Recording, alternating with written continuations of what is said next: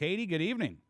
Good evening. Great to hear from you. Well, listen, I appreciate you calling in. I understand the town hall is just wrapped up.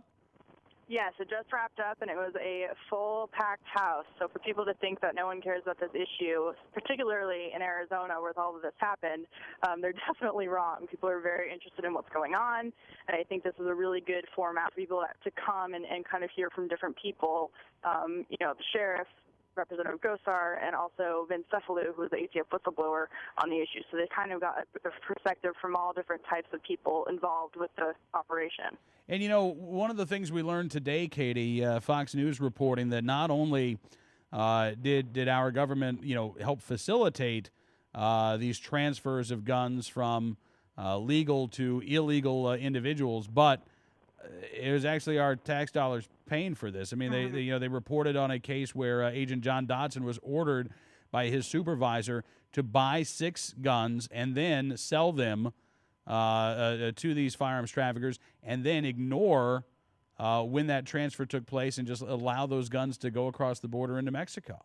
Right, and actually tonight that story kind of got a little bit of scrutiny from the Representative Gosar, saying that this may have been another story that the DOJ was trying to make the whistleblowers look bad again. So there's a little confusion there as to whether that story was valid. It wouldn't be surprising to me, but there was some confusion from the Oversight Committee and the verification that not all the facts in that story were necessarily true. Oh, really?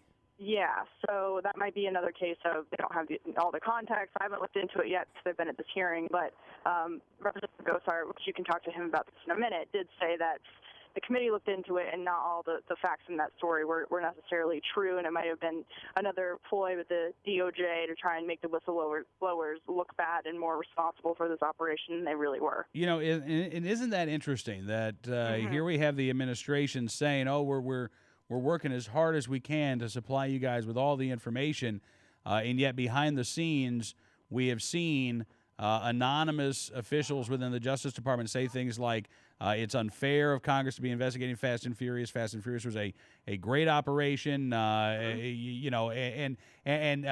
we also saw unnamed officials in the Justice Department back earlier in the summer say that acting ATF Director Ken Melson was going to resign. That didn't happen. So, I mean, clearly the administration is playing politics with this, and they're trying to spin this behind the scenes. Absolutely, and that was a big thing tonight. Is Vince Cephalou said, ATF's job is to enforce gun laws. It's not their job to come in and promote a certain political agenda, depending on who's in the office of the White House. And it is interesting that the DOJ is calling the investigation into this operation unfair because it was a great operation. Well, if it was so great, why didn't you give us the details? What was so great about it? Why are you trying to cover up everything that's happened? And that was very clear tonight that there's been zero cooperation from this administration, zero cooperation from the Justice Department, as we already know, and people really want answers about this, and luckily they're getting them from people on the ground. They're getting them from Sheriff Babeu, who's dealing with, he's going up against these guys who have been armed by the feds with 50 calibers. I mean, you can take down a helicopter with a 50 caliber. That's who he's up against here in Arizona on the ground. And then you have, Vince Cephalou, who's saying this is something that I should have spoken out against earlier. But, now it's out there, and all I want is truth. That's all I'm asking for. I'm just asking for the cards to lay it on the table. And then you have Representative Gosar, who's willing to continue with his oversight investigation, as well as Darrell Issa, who was not there tonight. But he's also made it clear that this isn't going away as long as the DOJ will not give answers to their questions. All right, so let's talk about the crowd tonight. Was there an opportunity for them to ask questions? Yes, there was an opportunity to ask questions, and the majority of the questions were focused around, if someone is held responsible for this operation, will they even be prosecuted by an Obama Justice Department? Which is a very valid point, considering, they haven't, and nobody's really lost their job over this. In fact, they've been promoted. So that was a question, and it was just a matter of they just really want to know who's responsible. And if anyone's really going to be held accountable for what went on here. I mean, they just believe in the rule of law, and they believe that the officials in the Justice Department and the Obama administration aren't above that.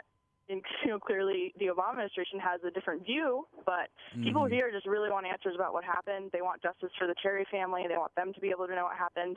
And it was made clear tonight that, the Terry family hasn't even received an apology from the federal government over this program. So it was really a lot of the questions were surrounded around government accountability, who's going to, be brought to justice for this program. Right.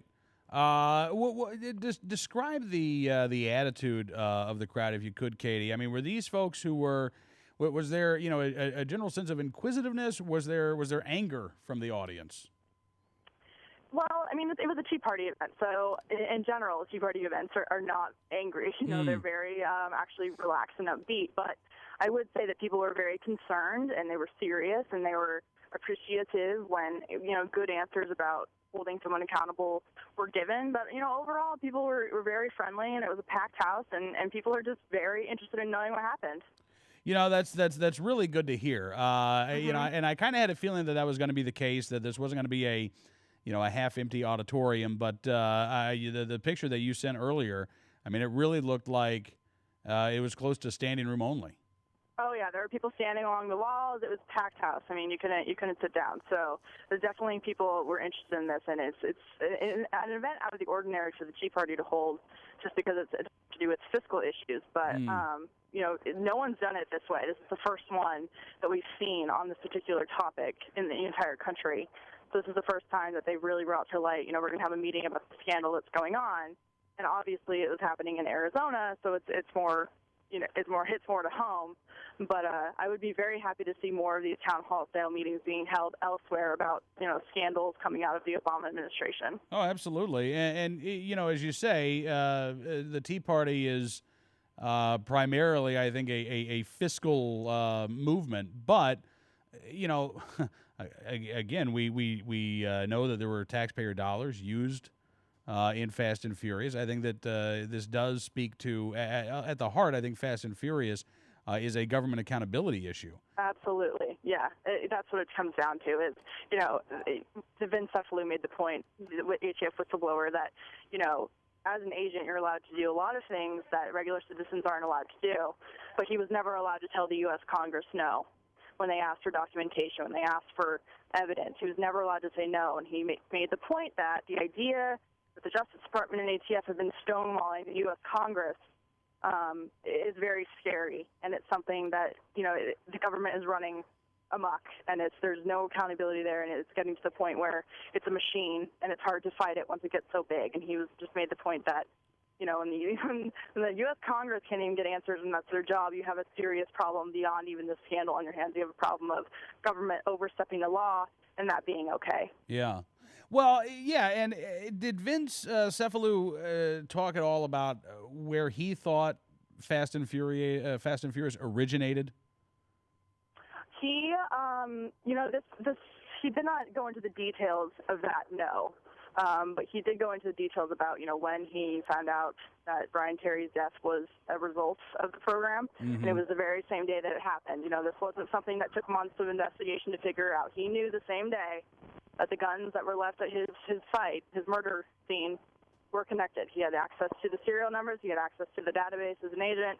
And he knew at the end of the day that this was, blood on the hands of the federal government and their program.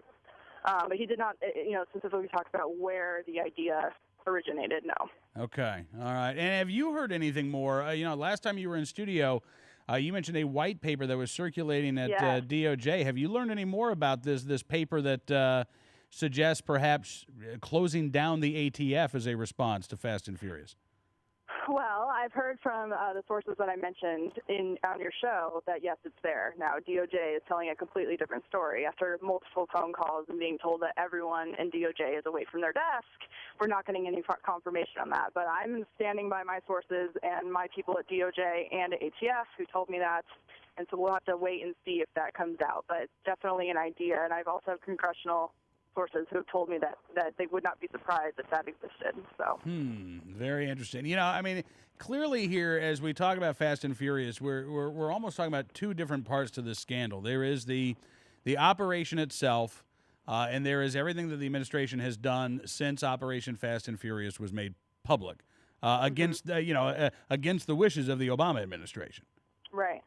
Right, and I mean, they've covered up every single lie, every single, piece of documentation that's been presented to light or that's been rumored to be out there. They've lied about it, and then they get presented with later, and they get caught in their lies. So anything that you hear, usually I'm going to take the side of either your show, the media, or someone else when it comes to what actually happened with DOJ. Yeah.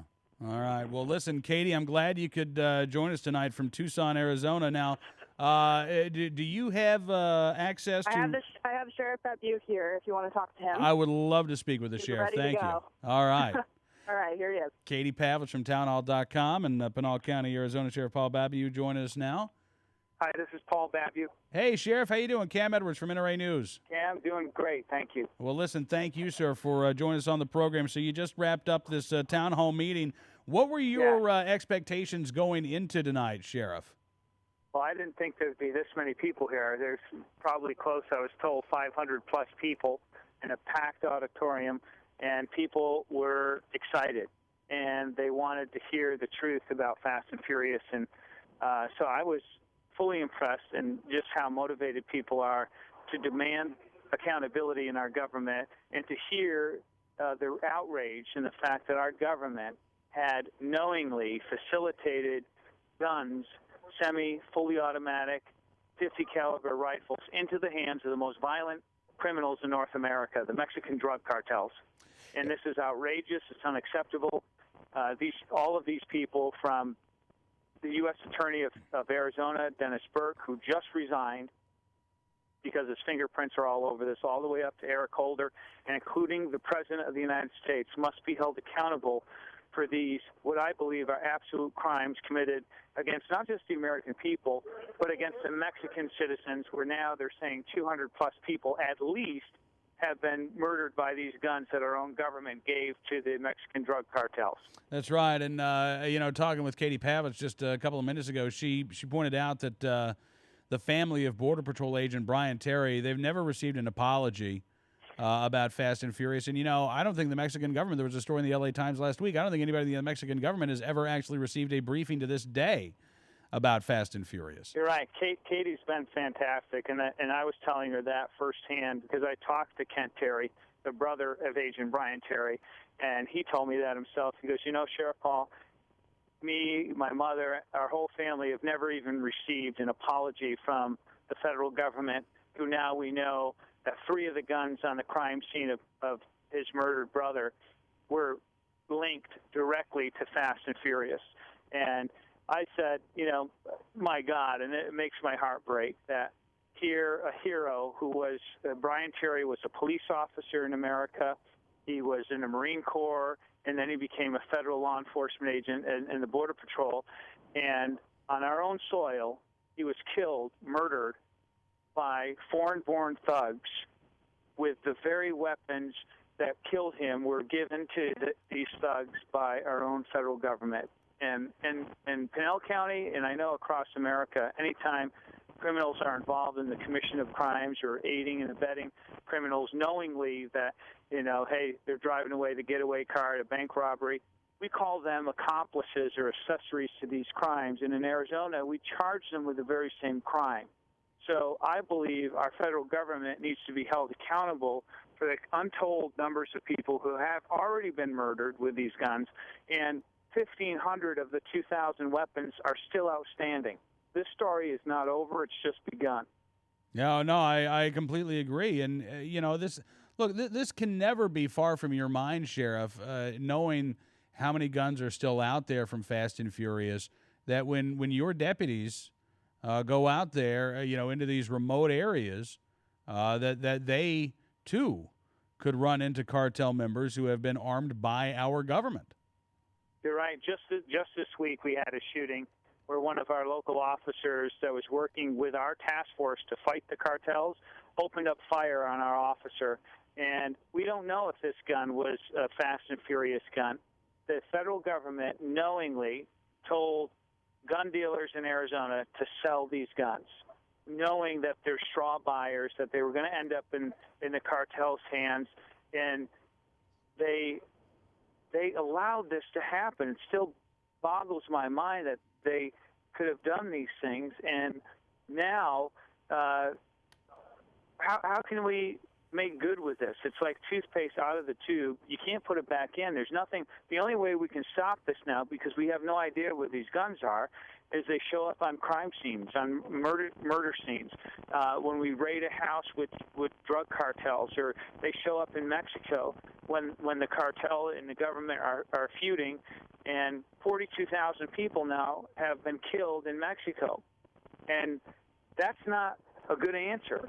That this is going to get bigger and bigger, and 42,000 people in Mexico that have been killed has destabilized their country and has created a grave national security threat, in which it's a likely avenue of approach for people from countries of interest, possible terrorist cells, and we're ignoring this southern border.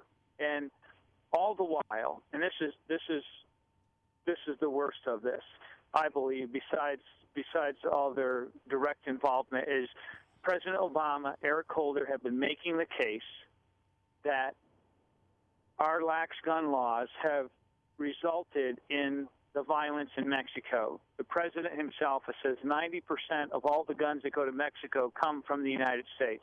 Therefore, he's blaming America. He's blaming our Second Amendment rights on the violence in Mexico. And then lo and behold, it's now, after we've dragged them into the light of day, we find out that it's the president, it's Eric Holder, it's our own government that has been facilitating these guns into the hands of the cartels.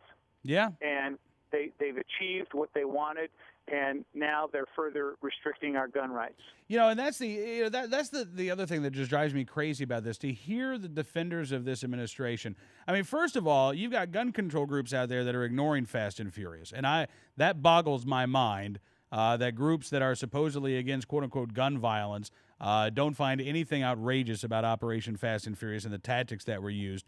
But you've got defenders of the administration saying, look, what's the big deal here? Even if we're talking about, 2,000 guns, why that's just a small number of the guns that have come from the United States into Mexico. What's your response to that, Sheriff? Well, this is extreme that our President Obama, Eric Holder, all of these people that are part of our government have literally betrayed our trust. And now they've concealed it. They've lied about it. They've been covering it up. And they have used it as a basis to undermine our rights. And I'm tired of the president of our country apologizing for America, and to the enemies of America. And it's time we stand up as Americans and be proud of our country and protect and defend our rights for once. Absolutely. Sheriff, listen, I can't thank you enough, sir, for coming on the program and the incredible work that you do for the people, not only in Pinal County, but really, I think, across the country as well. I think you're a voice that needs to be heard. It's my honor. Thank you. Hey, thank you, sir. Were you looking to talk? Did you have another interview here? I believe Representative Gosar, if he's around. Congressman Paul Gosar is right here. Excellent. Thank you so much, Sheriff. Thank you. All right. That was Pinal County, Arizona Sheriff Paul Babeu. Hey, Congressman, how are you, sir? Cam Edwards with NRA News. Cam, I'm doing well. Great night tonight. We had this thing packed up, and we had some great people. Oh, that's fantastic. Now, what were your expectations going into this evening as far as the crowd and the questions that you thought you might be getting? Well, first of all, we wanted to make sure that we were informing people, making sure that they had this on their radar, and they did, and that's wonderful. Now what we have to do is make sure that they're more vocal about it and holding the transparency of this administration forward. So that was, and the questions were very great. I mean, they were incredible. We were even asking in regards to today's provisions that showed, that came out, that possibly taxpayers were funding some of the gun sales, which yes. Committee staff has came out later this afternoon and said absolutely not. So, all right, now, I'm sorry, back up one second. You said House Oversight Committee staff came out and said no? Yep. That taxpayer funds were not used? They were not used. Oh, really? Not in this case. Not in this case with Dotson. That we're seeing. Our feeling is that we're trying once again to smear people and discredit the testimony that he's given. And so accordingly, that came from an oversight committee that it was not true. Wow. All right. So, in other words, I mean, I'm just, I'm kind of stunned here because this was the big story last night and earlier today. Was there any truth at all to or have you been able to determine, was there any truth at all to the story that Agent Dotson was instructed to actually purchase guns himself and then sell the guns to the illegal traffickers? That's the part that we were bringing forward. That's the one that we were aware of today, Cam. That did not play a part in Agent Dotson, and it shows a concerted effort to try to discredit him and his testimony against ATF and the DOJ. Wow. So it's your belief then that information was coming out from DOJ or ATF or at least administration officials. That's where I'm understanding it, and I'm taking that. Just my staff contacted the committee staff, trying to understand so that we were prepared for that question, and they said in no way, shape, or form was that's true about Agent Dotson. Wow, and I got to say, Representative, I mean, this is where, as a person who's not only reporting this story but trying to learn as much as I can about this story. This is where it gets really devious because, we've seen the administration use these anonymous sources before to try to say something, like acting ATF Director Ken Melson was going to resign, that Representative Issa got briefed on Fast and Furious and he didn't raise any objections, that this is an unfair investigation by Congress. I mean, the administration publicly doesn't want to say anything at all about Fast and Furious, but it seems like you go off the record, you're going to find plenty of administration officials who are willing to carry the administration's water on this. Oh, that's exactly right. We've seen this over and over in Main Street media. Cam, thank you for what you do in bringing this forward. And Arizona's going to step it up. The state legislature is going to be holding hearings in regards to, the implications to them, because he spoke to Sheriff Babeu, and he was never told about this. They were kept in the dark. And this is egregious. This is when people understand what was at stake here. This is by far one of the most egregious attempts at our liberties, our freedoms, and the persons of this country, as well as those of the Mexican people that will be on the books. And that's why it has to come to the forefront, and people have to be held accountable. And that's what the feelings were tonight. Well, I'm glad that there were so many people that turned up for this. There are a lot of other things that folks could have been doing in Tucson this evening, but the fact that, it was standing room only there for that town hall meeting tells me that this is an issue that is resonating there. It's resonating throughout my district. Cam, we've had town halls throughout our recess, and then Congressman Issa was even here this weekend on my behalf. And the complaints, the people understanding that the ramifications of this issue, to holding accountability of this administration was intense. So we've even had 3 gun salespeople that have come forward to me talking about having ATF show up at their home residence in the middle of the night. So, this story is just starting, and what we have to do as a people, make sure that everybody is heard, make sure that it's transparent, and make sure those that allowed this to happen, those that knew and gave oversight of this and authorization, are held to the highest possible criminal intent. Absolutely. And to that end, Representative, I know that the House Oversight and Government Reform Committee is going to be conducting more hearings, at least 2 more from what I understand from Representative Issa between now and the end of the year. Any idea when the next hearing will be and what it might focus on? Don't know, but I also do know that the Judiciary Committee is going to be taking on this challenge in joint venture with us. I know that the chairman from Judiciary has agreed with Issa that this has the makings and the problems that merit both committees in the House to look at the oversight. Oh, wow. So I suspect maybe in the next couple of weeks we'll see somebody showing up. Maybe one of our past guests will be showing up. Well, listen, Congressman, again, I can't thank you enough, sir, for coming on the program tonight. I look forward to talking to you again very soon, and thanks again for all that you're doing here to bring Fast and Furious to light. Well, thank you, Cam, and thanks for your part, because it's going to take teamwork to get this done. Absolutely. Representative Paul Gosar joining us from Arizona. Thank you so much, Representative. You're welcome, Cam. Anytime. Talk to you soon.